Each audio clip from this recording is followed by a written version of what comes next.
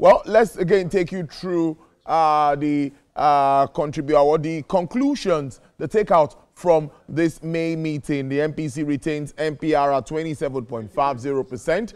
MPC retains asymmetric corridor plus 500 to minus 500 basis points. MPC retains liquidity ratio.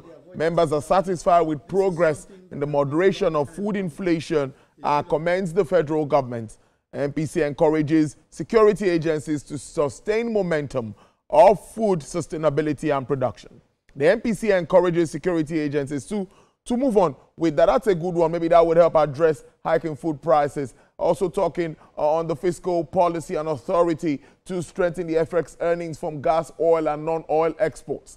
The MPC is also expressing concerns about recent crude oil production affected by United States trade policies and all of it. Now, MPC unanimously agreed to hold this rates. Well, let's get to analyze some of this, resolutions after this meetings. And I have Dr. Ayodeji Ebo in the house. He is the Managing Director, Chief Business Officer at Optimus by Afri Invest. Good afternoon, Dr. Ebo. It's good to have you live in the studio. Yeah, good afternoon. Yes. Good to be here. Thank you. Thank you so much for coming in. What were you expecting? Let me start that way, because many analysts I had spoken to before now said they expected a hold. Did you expect a hold? Yes, correct. So it's not a surprise. And when you look at the trend, looking at some of the basis for any adjustment, you look at the inflation rate. In March, it went up. April came down. There's no trend that has been established. So it will be a gamble to want to just adjust. It's going to be a major disequilibrium. And also given the uncertainty, increasing uncertainty within the global space. This stability, like the governor alluded to, you see the exchange rate has been stable. And I quite agree with him that stability is what investors are looking for, because it will help you to be able to project. So what we are seeing today is not a surprise in terms of the decisions that have been made. I feel they would want to see inflation taper down below. So if we see by next month, if there's a reduction, so there's already a trend being established before the next MPC meeting in July. A good way to start the conversation, but let's look at some of the issues surrounding this, because when we look at the inflation that we are referring to now, it's a rebased CPI, and many would say we should be very careful looking at the basket of commodities that were used to get us to these numbers. So are you also concerned about that? Because many still say before we start to see the true picture of inflation, we still take some more time. Yes, I quite agree, but you also look at, you can focus on the month-on-month inflation. So you look at the last inflation rate for March on a month-on-month increased by about 3%. Yes. And for April, increased by about 1.8% month-on-month. And you can also disaggregate, you look at the numbers based on the different reclassification of the sector. We know the food inflation, the weighting has reduced from the 50% that we used to around, I think, 41%. And imported inflation also on a month-on-month basis is almost likely within the average of 2% per month. So while I agree that we're trying to still acclimatize ourselves with the rebasing, so you would observe that when you do a year-on-year inflation, because it's calculated year-on-year, you would see that last year was almost like a peak period. And that's what is almost responsible for the decline that we're seeing, that we saw in April. So we need to still see the inflation rate for some period before we'll be able to establish a trend. But that month-on-month, so you look at the food inflation, for instance. Yeah. So it's almost like, and you look at anomaly, so you see the food basket of the nation having the highest inflation rate. So it means, it says a lot beyond the numbers that there's still a lot of insecurity problem going on within that state. So if Benue State, with that slogan, food basket of the nation, is having that all close to 50% increase in inflation rate on a year-on-year. So it says a lot than the numbers that we're seeing. So I feel that there's still a lot, and the CBI governor also alluded to that, that the security authority still needs to do more, such that we don't, because when we're paying for some of these inefficiencies, if we don't take care of them, then the disposable income will continue to be impacted. Other figures surrounding the MPR were also, well, let me see, CRR were still 50%, 16%, liquidity ratio 30%, and all of this asymmetric corridor plus 500 basis points and minus 100 basis points all around the MPR. Now, let me ask you about other issues like the stability that we've seen in our reserves. He talked about the fact that 7.6 months of importing, we are that stable. We've seen that flip-flop sometime, but it's always been about 38, 39. I think it crossed 40 at a time, but now again we are back to. What do you think is responsible for that? Are we still one way or the other trying to defend the currency? No, I think there are several factors that are responsible for that. So you also want to start with the B-Match platform that was set up in December, which creates a lot of flexibility and transparency. And you see, beyond just the bankers that plays within that space, even for the exporters, they play within that space, and even the BDCs were given also the opportunity to play within that space. So that reduced speculations a lot, because one of the major drivers of the rates then was the speculative activities. Secondly, we also see that the demand for importation of fuel has reduced. That used to form about 30 to 40% of total demand. So if you also take that out, and with also backing it up with the Naira for crude, you would observe that when that policy lapsed, there was serious pressure on the currency. And the government saw that it was not sustainable, because it was like shooting yourself in the foot. So it was better for them to manage it from that aspect than allowing more pressure on the exchange rate. So there's several factors. We feel that remittances have also improved. So all these inflows are creating the stability that we're seeing. So it's not just magic all overnight. So we need to, it was really painful that if we wouldn't have been at this level, if some of these things have been done about 2-3 years ago. That is one fact that many need to understand, that most of this, the fallout of this is what has happened before now. But, you know, being who we are as Nigerians, we just want everything fixed. And what I won't blame Nigerians. We just want everything fixed. Now, let's look at the issues around more earnings from gas, oils, and non-oil exports. I'm a bit worried here, the fact that we are pushing the Nigeria First initiative, and we are talking about also improving exports. How do we balance this up, in your understanding? So I think the first thing we need to look at, we need both, right? But we have to see, how do we do Nigerian content? So when I look at, most times I look at the budget, and you try to analyze the OPEX part of the budget, that's the recurrent expenditure.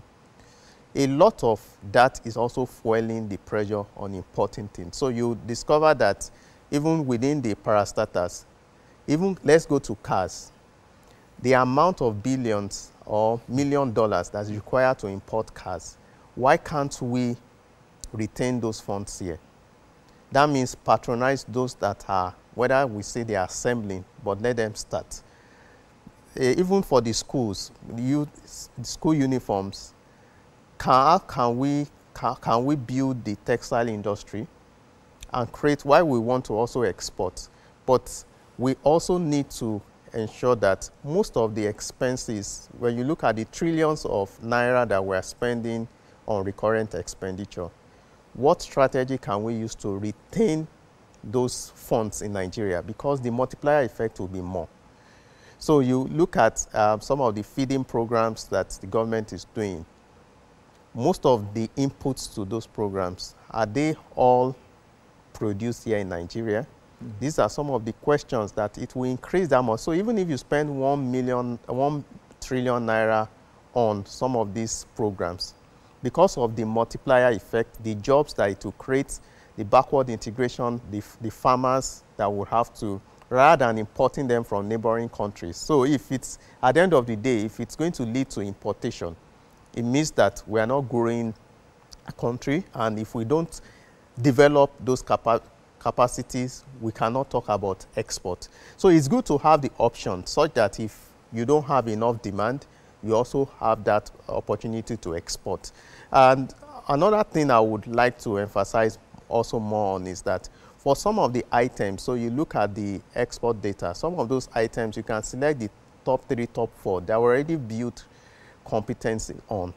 How can we expand it? Is there a blueprint? Because most times it looks opaque, so a lot of people don't even know how to come into that business to grow those particular commodities. Is it the agricultural products, the top 3, top 4? The CBN can also come up with a structure to build capacity and also encourage people to export some of those items, because we also need the FX. Nigeria is import dependent, so there's a need for stability in FX. It destabilizes. We can see what happened in the last 2 years. This destabilizes a lot of things. It will affect energy prices, affect food prices, and at the end of the day, it will affect the disposable income of Nigerians. Of course. Let's now look out to IMF and World Bank. We must always get their views and, you know, just put it side by side whatever we are walking around. Now they've come up with figures, they've been reprojections and reprojections considering realities on ground, global tensions and all of that. And we won't forget about Donald Trump and his trade war back and forth. And so how do you also see these affecting, let me just say Nigeria now in focus, and some of the decisions at this meeting? So I think that the first thing we need to notice is that Nigeria can't totally disassociate itself from the global economy. Secondly, crude oil prices, it's a chicken and egg situation. If the prices are below a certain level, it affects our revenue. But on the positive side, the lower it is also, the lower, now that the oil fuel prices have been deregulated, the lower Dangote and the likes will be able to produce, and they will be able to sell at a lower prices. And we've also come to our market now that the capital market is being controlled largely by domestic investors. So you would see during the last crisis, the Nigerian market was not significantly affected. That was last month, not something during the trade war when it was announced, because most activities are controlled mainly by domestic investors. We've not been... Looking at the outcome of the last spring meetings and IMF, Nigeria indeed had a great outing, and you heard the CBN governor talking about that. The participation of Nigerians, the handshake between the fiscal and the monetary side. We saw Mr. Wale Edun and, of course, Mr. Cardoso at almost all the meetings together, making the same points, and investors seem to see, this guy seems to know where they are headed. Do you see that handshake helping us do better economically moving forward? Because I've been getting some positives around that space, but I like your views around that. Are we really moving in the right direction regards to that relationship? Yes, I would say that yes, we are moving towards the right direction, but effort will also need to be intensified, because the more we see that sync between the fiscal authorities and the monetary authorities. So you look at, for currently interest rates, MPR at 27.5%. The DMO or the fiscal authorities would also, that means they will need to borrow at a very high rate. And for them, the lower the rate, the better for the government. So there's a need to sync between that. Then, while you are maintaining this high rate, what are the policies that will put in place to reduce the impact on businesses? Because the key to grow the economy, businesses also have to grow. Yes. Nigeria, when you look at the informal sector, small and medium scale enterprises are very significant, over 50%. So there's a need to come up with a framework beyond funding. I will not put funding first.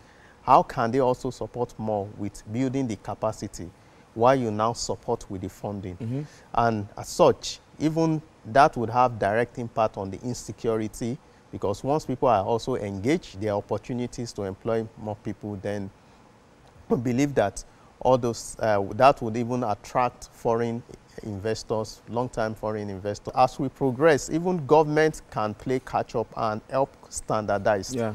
And even if you have to subsidize production, you know what we have been doing is always subsidizing consumption. When you look at developed climes, even the agri space, they subsidize production.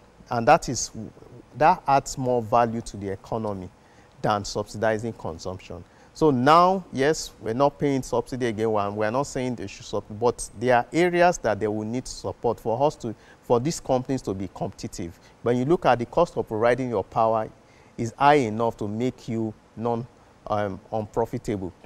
It's high enough in the infrastructure. The cost of moving your goods is also high enough. So if you are going to be exporting, it would be very tough for you to be competitive given the cost. The cheapest you have is just the cost of labor because of our population. But when you take that out, the cost of production would be significantly high when you compare them. It's a serious one. Looking ahead, the next meeting will be in July, according to the Apex Bank governor. And I'm thinking ahead, what are those fundamentals you think would shape that meeting? The same issues around inflation, currency, and all of that. Before that, let me ask you also about our currency. With all of this, do you think it is rightly priced? I would say it's not rightly priced. If we can push more, we can see a bit of appreciation. Comes out and it's down. June comes out and it's down. So it's likely that they may begin the easing cycle, and that would also be at least a bit of relief, because when you look at even the business managers' reports, that for most of the businesses, one of the main, what they clamor more for is a reduction in interest rates. So that would impact on interest rates. Secondly, they will also be watching out for, is this sustainable? While we're looking forward to an appreciation, but if it's sustainable, it means that it's already building a base, that everybody is planning from that point. So if that remains, it continues to build. The longer it's stable, the longer, the more confidence that it builds, especially for investors. So if all those things are done, then I feel that things for the CBN, we may see a moderation. Or if they don't reduce the MPR, what we may also see is that maybe they try to reduce the CRR, because that is also impacting on the cost of lending. CRR are 50%. What effective means is that if a bank collects 1 billion naira as deposit, 500 million naira goes to the CBN at 0 rate. So you have collected deposit at 20%.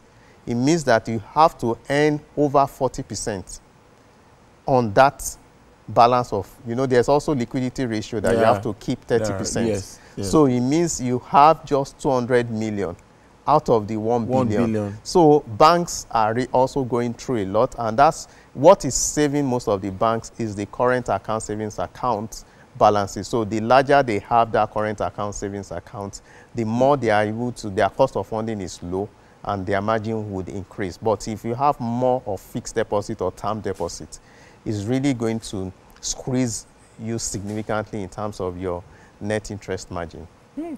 Brilliant as always.